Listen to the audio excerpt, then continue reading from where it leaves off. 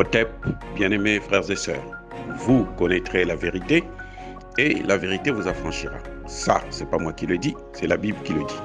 Mais moi, je vous dis mieux. Vous connaîtrez la vérité historique, notamment celle de vos ancêtres kémites, et vous aurez une vision globale de ce que c'est que la vraie souveraineté politique.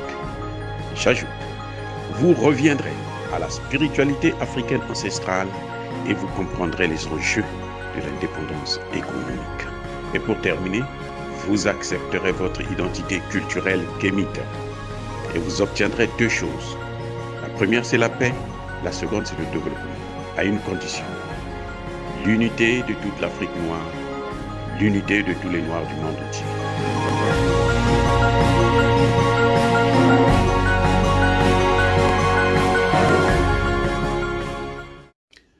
Otep à tous. Bienvenue sur la chaîne des panafricanistes par essence, par conviction et par excellence. Celle des citoyens kémites par nécessité et obligation de combat. Nous sommes une chaîne qui n'est guidée que par nos ancêtres et rien que par les ancêtres qui appartiennent à l'égrégore du monde noir. Par conséquent, nous ne croyons en aucun Dieu venu de l'étranger. Toutefois, il nous appartient de vous préciser ce qui suit. Cette vidéo n'est aucunement destinée à inciter à la violence ou à la haine.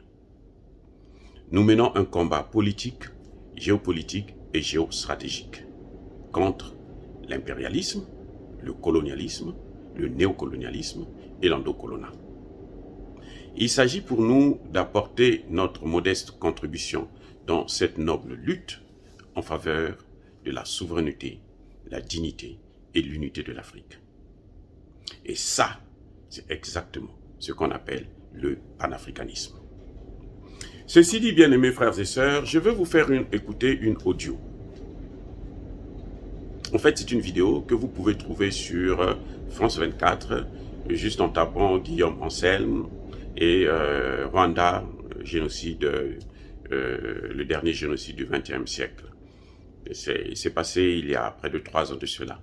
Mais je veux vous faire écouter ça pour vous montrer un peu ce que la France fait en Afrique.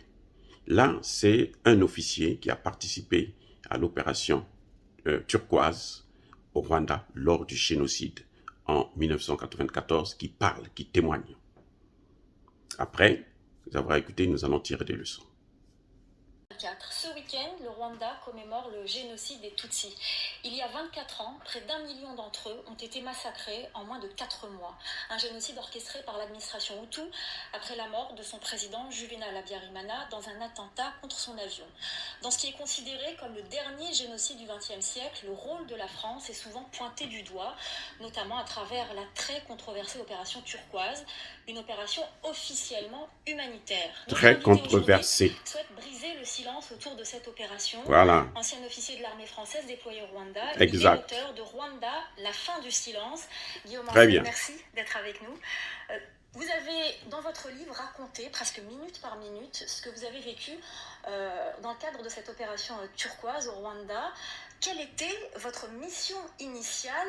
Vous le dites très clairement, au départ, il ne s'agissait pas du tout d'humanitaire. Non. Dans cette intervention, dans laquelle il y a eu un aspect humanitaire, mais l'intention centrale était tout à fait différente. Elle était de remettre au pouvoir le gouvernement qu'on soutenait depuis 4 ans. Le seul problème, c'est que c'est ce pouvoir qui commettait le génocide. Voilà. Donc nous sommes entrés du côté des génocidaires.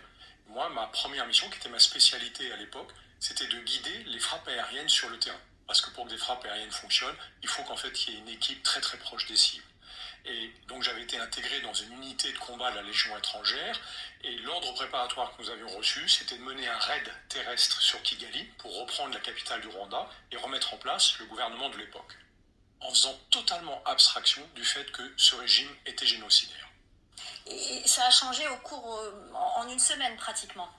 Non, ce qui est très étonnant, c'est que pendant la première semaine, clairement, nous avions cette intention de nous battre contre les ennemis des génocidaires. Ce qui est complètement effarant, c'est que, comme vous le soulignez tout à l'heure, c'est le dernier génocide du XXe siècle.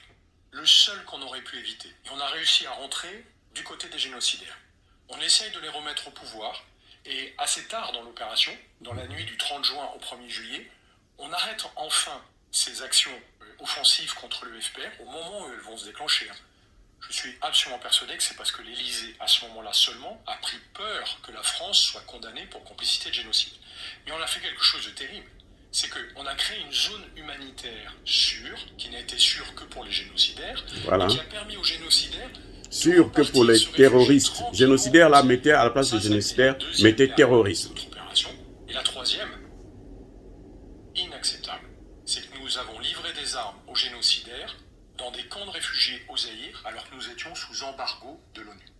Alors, vous l'expliquez très bien, vous le dites d'ailleurs dans votre livre, et je le répète, l'opération turquoise, il y a eu un aspect humanitaire, mais il y a eu aussi ces épisodes sombres. Vous parlez donc du fait que des génocidaires hutus ont pu fuir vers le Zaïre. Vous dites même, on a protégé leur fuite, et puis...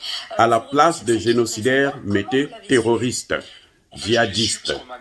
Vous allez comprendre ce qui se passe. Présent sur la base à Cyangugu, dans le sud du Rwanda, au moment où ce convoi d'une dizaine de camions devait partir. Et c'est en me demandant de détourner l'attention des journalistes que j'ai compris que c'était un convoi d'armes. Et le soir, au débriefing, j'ai été effaré des arguments qu'on nous a servis pour justifier ces livraisons d'armes, qui étaient en gros, il faut donner des signes d'apaisement aux soldats du gouvernement, parce que sinon ils pourraient se retourner contre nous. Comme si en réarmant des soldats, on les rendait moins dangereux.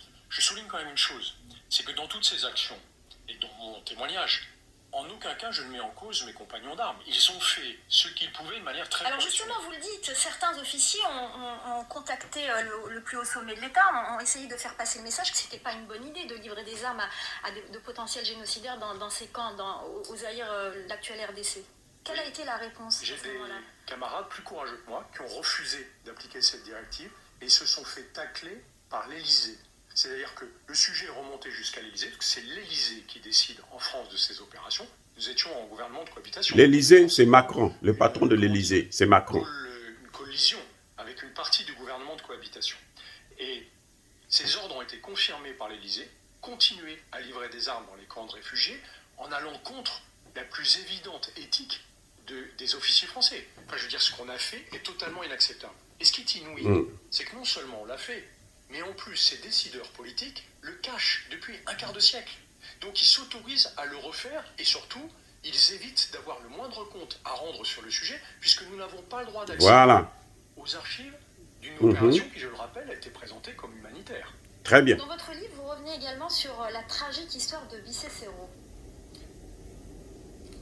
Bicécéro est emblématique de l'intervention au Rwanda. Les camarades des forces spéciales débarquent et sont en mission de reconnaissance. Et ils trouvent des rescapés qui ont échappé de justesse au génocide, qui sont poursuivis en permanence par les forces gouvernementales, l'armée, les gendarmes et les milices, qui d'ailleurs sont, à mon avis, à peu près les mêmes en permanence. Et on leur donne l'ordre de ne pas s'en occuper. Parce que la vraie mission de Turquoise à ce moment-là, c'est uniquement de stopper les ennemis des génocidaires, le FPR. Donc, voilà, exactement. De les laisser poursuivis par leurs massacreurs et de continuer à aller chercher les ennemis des génocidaires. C'est-à-dire que dans cette position-là, on s'est mis en complicité du génocide et surtout, on a vu le génocide sous nos yeux. Les camarades ont vu les complicité de l'attaque terroriste. Poursuivre ces rescapés qui étaient dans un état absolument lamentable, alors qu'on leur avait dit que c'était des espions du FPR. Vous vous rendez compte cette confusion qui a été entretenue en permanence pour que les unités sur le terrain continuent à accepter cette mission. Et qu'est-ce qui s'est passé finalement ? Ils sont quand même intervenus, ces militaires. Un de mes compagnons d'armes a décidé, sans le dire, de désobéir. Ils sont revenus sur la zone où on leur avait interdit de se rendre, et là, ils ont fait en sorte qu'il y ait suffisamment de journalistes et de moyens de communication pour que le monde entier le sache. Du coup, le commandement a été obligé de réquisitionner toutes les équipes des forces spéciales pour s'occuper enfin des réfugiés, avec 3 jours de retard. Et ce qui est dramatique, c'est que l'unité de combat dans laquelle j'étais, qui aurait pu être mobilisée, puisqu'à ce moment-là, nous sommes à côté du PC des forces spéciales, nous sommes mobilisés dans la nuit du 30 juin au 1er juillet pour la mission principale, c'est-à-dire aller stopper le FPR. Et on nous envoie tendre une embuscade aux soldats du FPR et préparer des frappes aériennes, qui est mon job, parce que notre mission à ce moment-là, c'est de se battre contre les soldats du FPR, qui, je le rappelle, sont juste les ennemis des génocidaires. Voilà. On se met dans cette situation. Les ennemis de l'armée nationale, de l'armée malienne, de l'armée centrafricaine. C'est ça qu'il faut dire. À une complicité de génocide. Et les terroristes, ce sont des génocidaires. terminer, ce que je raconte simplement dans mon livre, qui est un témoignage très factuel et très partiel, c'est que ce que nous avons fait est susceptible d'être qualifié de complicité de génocide. Très bien. Pas de participation au génocide, de complicité. Complicité. Et ça, c'est inacceptable parce que nous avons été obligés de le faire, parce qu'on nous a donné les ordres de le faire. Donc c'est vers les décideurs politiques de l'époque. Et c'est l'Élysée qui contrôle ce genre d'opération. Pour lesquelles ils ont pris de telles décisions. Avez-vous des regrets? Je vais vous dire, mon regret le plus important, c'est que d'abord c'est le seul génocide qu'on aurait pu éviter. J'aurais aimé me battre contre le génocidaire. Ça m'aurait fait vraiment plaisir et je pense que mes compagnons d'armes auraient adoré. Bien-aimés frères et sœurs, vous avez attentivement écouté ce qui a été dit. Comme je l'ai dit tantôt, à la place de génocidaire, il faut mettre terroriste. À la place de FPR ennemi des génocidaires, il faut mettre l'armée nationale des pays, le cas échéant, du Mali, de la Centrafrique, du Burkina Faso, ainsi de suite. Et vous avez bien vu, il est clair que ce genre de missions sont pilotées, gérées directement par l'Élysée. Donc aujourd'hui, quand vous voyez l'opération Barkhane, l'opération Takuba et autres, c'est Emmanuel Macron qui est le gestionnaire de ce genre d'opération.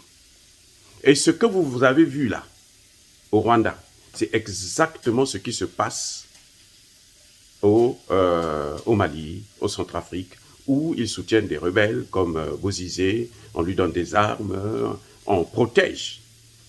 Il y a même un Africain, un Camerounais, un chercheur camerounais qui vit en France, qui doit être français d'ailleurs, je ne veux pas citer son nom pour ne pas faire sa publicité, j'ai déjà fait une vidéo sur lui, qui avait écrit un livre où il disait que l'opération turquoise était venue pour sauver des vies humaines.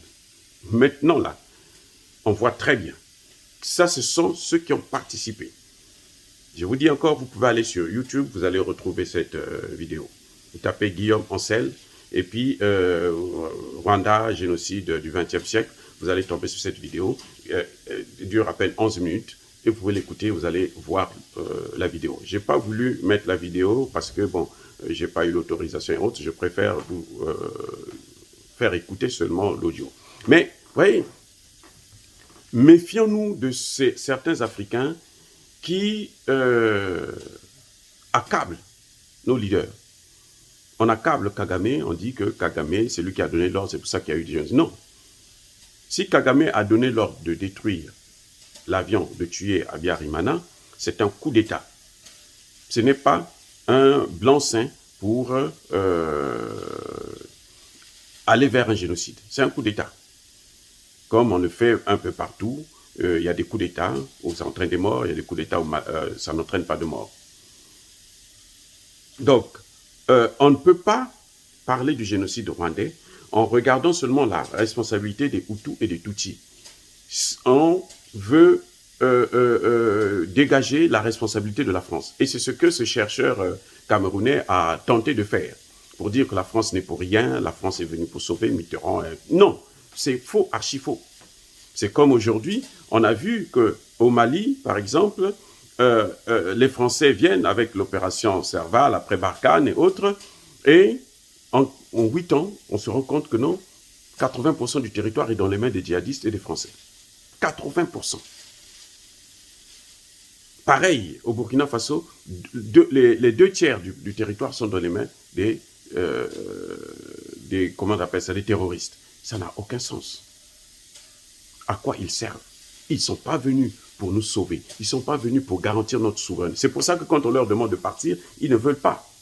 Et quand c'est comme ça, il y a toujours, ils entretiennent le chaos pour justifier leur présence, leur ingérence et continuer à piller les matières premières. C'est tout. La seule chose que ça apporte, c'est ça.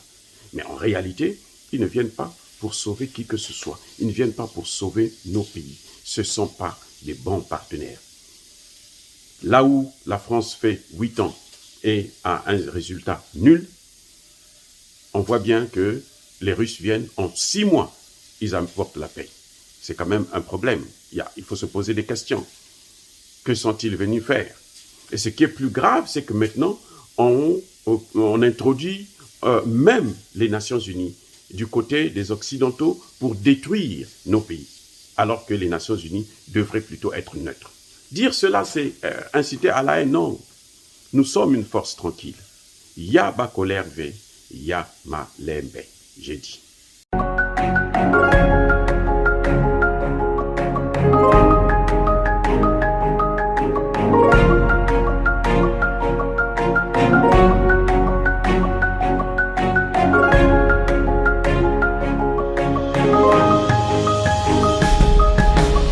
Eux, ils marchent par la foi et non par la vue.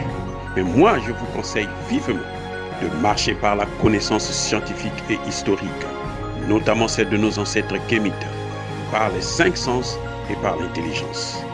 Otep, vive l'Afrique éternelle et que Dieu vous bénisse. Abou Apia.